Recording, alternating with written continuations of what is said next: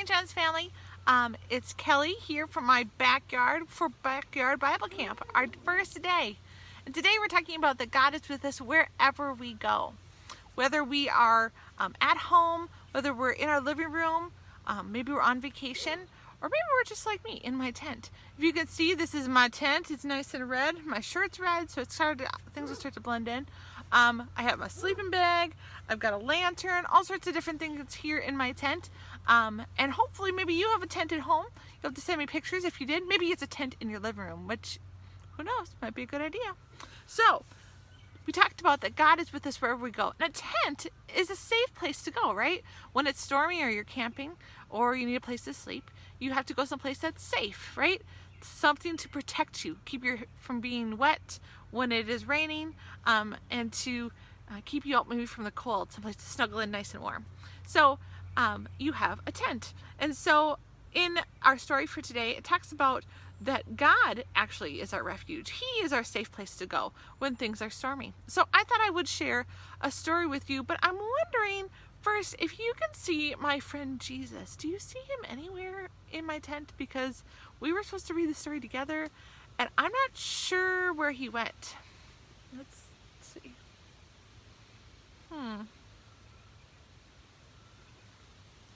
Boys and girls, do you see him? Do you see him? Look at Jesus! He's sleeping. He's sleeping in the sleeping bag back here. Well, maybe he'll wake up by the end of the story, so let's find out. But this is a story called The Storm That Stopped. All right. A true story about who Jesus really is. All right, and I'll do my best to show you the pictures, okay? One day, long ago, Jesus was teaching people by the sea. Soon, some more people arrived, then others, then more, and more, until there were people everywhere.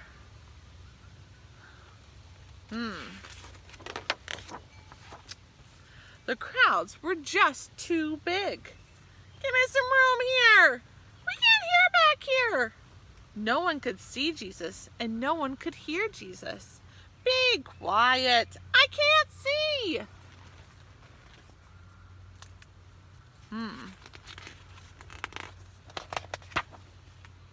So, Jesus asked his friends, the disciples, to push their boat out onto the water. He sat in the boat, and a huge crowd spread along the beach. Now they could all see and hear Jesus as he told them all about God. When he finished teaching the people, Jesus said to his friends, "Let's go over to the other side of the sea." What were they going to do there? Jesus had finished teaching the crowd, and now he had something to teach his friends. But they didn't know it yet. So they all jumped in the boat with him and set sail across the sea.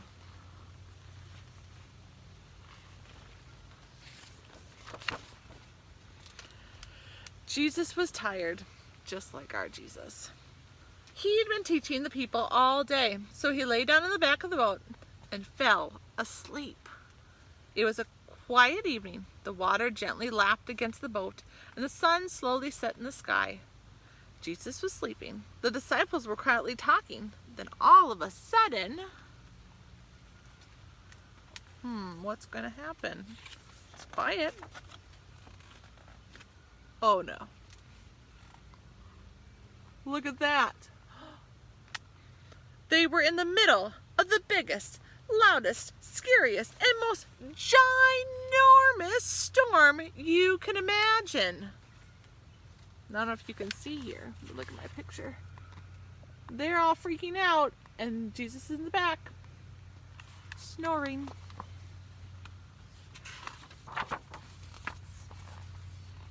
The wind blew hard, the waves grew huge, the water poured onto the boat, but Jesus was asleep.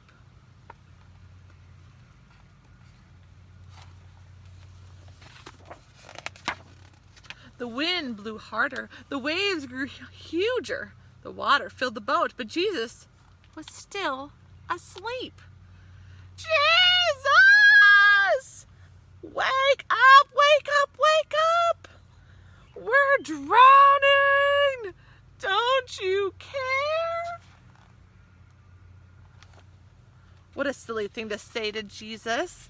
Of course he cared. He loved his friends so much that one day he was going to die for them. Jesus stood up in the boat. The wind was still blowing.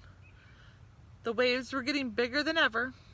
The water was pouring in. The boat was quicker than the disciples could tip it out again. The boat was sinking. If you can see, the water levels go higher and higher. They're trying to get the rest of the boat. Now they're freaking out. They're sinking. Oh my gosh. But then Jesus did something amazing. He didn't help his friends pour the water out of the boat. He didn't help, then tried to row back to land. Jesus simply spoke. But he didn't speak to the disciples. He spoke to the storm, to the wind, and to the waves. That's just how powerful God is.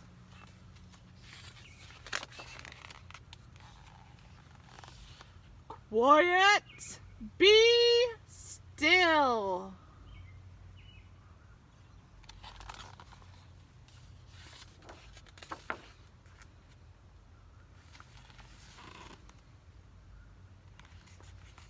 Just 3 little words and the storm stopped. Right away, at that very moment, the sea was quiet, still, and calm. No, I love this part of this picture. Can you see all the disciples' faces? What are they all doing? They're all doing this. Can you make that shock face? Then Jesus looked at his friends. Why are you so afraid? Do you still not trust me? But they were terrified. They asked each other, who is this? Even the waves and the wind do what he says.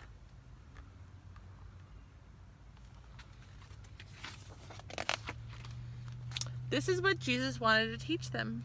He wanted them to know who he really is. The disciples already knew a lot about God from his special book. They knew that God made everything.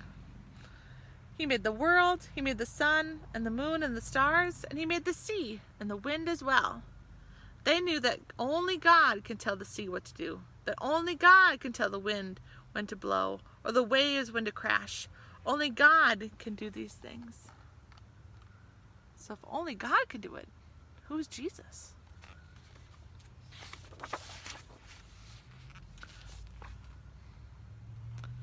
But the disciples had just seen Jesus do the same things God can do.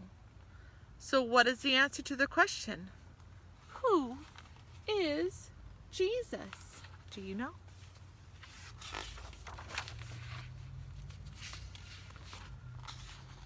Jesus is God. Look at those hands. They are watching over that boat and those disciples. Look at that. Jesus says that he is God and that he has got everything in his hands. He is watching over his disciples in our story, and he's watching over you and me. There's a verse that comes from, there's our verse for today, and your challenge for today. So every day I'm going to try to give you a challenge that we meet together here in our backyard Bible camp. Your challenge for today is to see that if you can memorize this verse. There's so many different ways for you to memorize a verse. You can sing it. You can write it down and move the words around. You can take one word away each time. You can write it on your window or maybe your mirror. But there are so many ways for you to remember God's word because we don't want to just read it. We want to keep it in our hearts. So this is our verse for today. Oh. It says, God is our refuge and strength, an ever-present help in trouble. And it's from Psalm chapter 46, verse 1. All right, let's say that one more time because I'm not sure if this is going to come the right direction for you. But I'll say it again. It says, God is our refuge and strength, an ever-present help in trouble. It means whenever he's there, he doesn't go away. He's always there, even when things are troubling or hard or scary or we're unsure. He is an ever-present help in trouble. Psalm chapter 46, verse 1. If you were in my my third grade class, I encourage you to look this up, highlight it, and keep it as one of those special verses for you to call on and look to when you need help. So again, this is your challenge for today. See if you can memorize this word. God is our refuge and strength, an ever-present help in trouble. Psalm chapter 46, verse 1. Well, boys and girls, thank you so much for joining me today for our Backyard Bible Camp.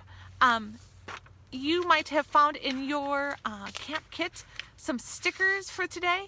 I encourage you to add them to your map, and may they be the first step in our journey together as we go on adventures through God's Word.